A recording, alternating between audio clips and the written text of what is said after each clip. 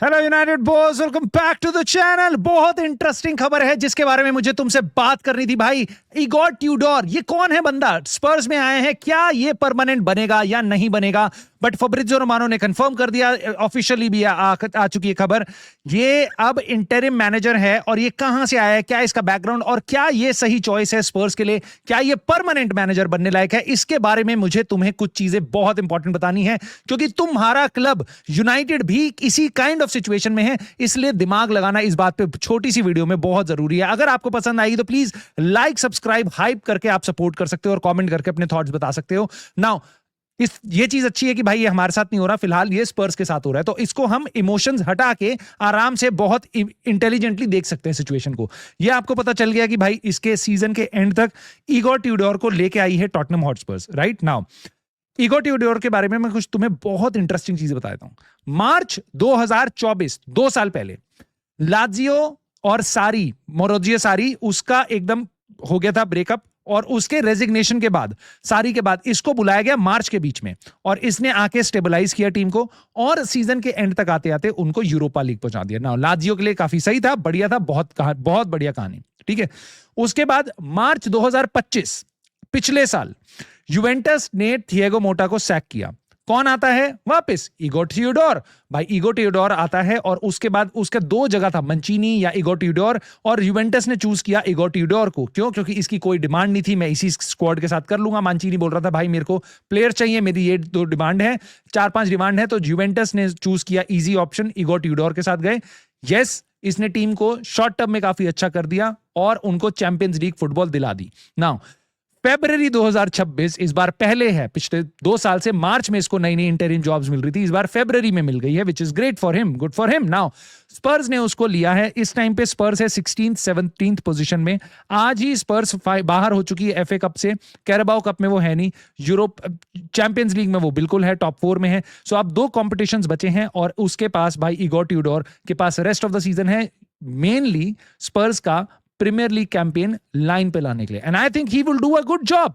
मेरे को लगता है वो may be at best 9th 10th इस पोजीशन के आसपास ला सकता है, क्योंकि बहुत ज्यादा गैप नहीं है टीम्स के बीच में पॉइंट्स का। राइट, सो यहां पे स्पर्स को वो बहुत शॉर्ट टर्म में काफी अच्छा कर सकता है। नाउ इससे पहले कि मैं तुम्हें और चीजें बताऊं, क्योंकि यहां पे कुछ स्पर्स फैन, जैसे जैसे हमारे पास होते हैं ना, हमारे कुछ फैंस होते हैं ना, oh my God new system, he is best, ये बहुत अच्छा असिस्टेंट कोच है, हमेशा ऐसा। इन स्पर्स के पास भी ऐसे फैंस होते हैं, तो स्पर्स के फैंस ऐसी बातें बोल रहे हैं भाई इस टाइम पे कि high intensity pressing, tactical structure, discipline, authority, results first mentality, ये रीबिल्ड नहीं है, ये कंट्रोल है, डायरेक्शन है, ये दे रही है स्पर्स आपको। तो ओवर पॉजिटिव जो लोग होते हैं, जो सबसे पहले गालियां भी देंगे इन मैनेजर्स को, वो आके चढ़ गए हैं इगोर ट्यूडोर बहुत अच्छी चॉइस है। तो इससे मैं आपको बचाना चाहता हूं, ये ओवर पॉजिटिविटी, इसके सामने मैं आपको क्लैरिटी लाना चाहता हूं। ठीक है, तो मैं आपको कुछ चीजें बताऊंगा जो बहुत इंटरेस्टिंगली, बहुत ध्यान से सुनना तुम। ठीक है, 2015 में ये PAOK जैसे क्लब का मैनेजर था, और वहां से सैक होता है ड्यू टू बैड रिजल्ट्स, और उसके कमेंट्स थे टीम की क्वालिटी के ऊपर। 2017 में गैलाटासराय इसको सैक करती है 10 महीने के बाद ही। 2018 में उडिनेसी 6 हफ्ते के बाद इटालियन क्लब इसको सैक कर देता है। 2018 में वापस उडिनेसी इसको लेता है, 7 महीने बाद वापस सैक कर देता है। ठीक है, 2020 में यूवेंटस में ये असिस्टेंट मैनेजर बनता है एक सीजन के लिए।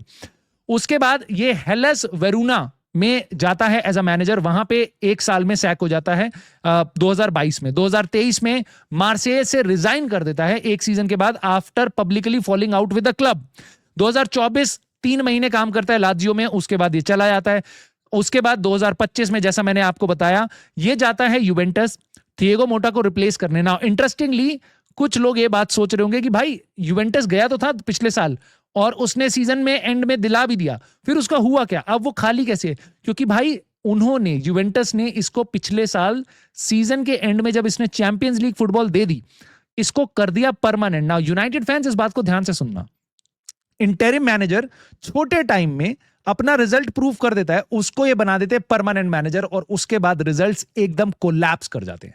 सीजन की शुरुआत इतनी घटिया हुई यूवेंटस की कि उनको इसको निकालना पड़ गया, उसको कॉन्ट्रैक्ट दिया परमानेंट मैनेजर का, और कुछ ही महीनों बाद इसको जॉब से निकाल देना पड़ा। सो पिछले ही साल, मतलब कुछ ही महीनों पहले ये सैक हुआ है, और अब वापस एक इंटरिम मैनेजर बन रहा है। Now Spurs are no joke. Yes, as a club you can make joke of them, but they are no joke in managing the situation. इसलिए फब्रिज़ियो रोमानो बार बार भी बता रहा है, और यहां पे आप ध्यान से देख सकते हो, they do not want him as a permanent manager. They are very clear. तेरा काम है बस इंटरिम मैनेजर बन के आना, परमानेंट मैनेजर तू नहीं है, हम बहुत क्लियर हैं. फब्रिज़ियो रोमानो ने यहां पे कंफर्म भी किया है कि 2 ऑप्शन लीडिंग रेस में है, रॉबर्टो डिजर्बी और मोरोसिया Pochettino.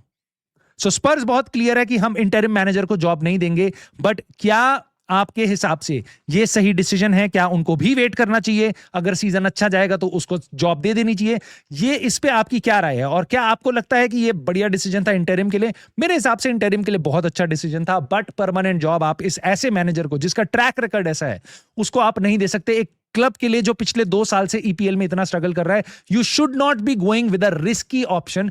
You should be going with a sure shot, जो बहुत ज्यादा चांस है कि भाई ये मैनेजर हमें ऊपर लाके खड़ा कर सकता है. उसी के साथ जाना चाहिए, चाहे जितना पैसा, चाहे जितने आपको एफर्ट मारना पड़े, चाहे उसको जो भी डिमांड हो वो पूरी करनी पड़े. आप रिस्क नहीं ले सकते बार बार. सो लेट मी नो दोस्तों, आपके थॉट्स क्या हैं इस टॉपिक पे. साथ ही साथ अगर वीडियो सही लगी तो मुझे जरूर बताना, ताकि मैं ऐसी और वीडियोस आपके पास ला पाऊं. लाइक सब्सक्राइब आप हाई कर ही सकते हो, और I will see you soon in the very next video.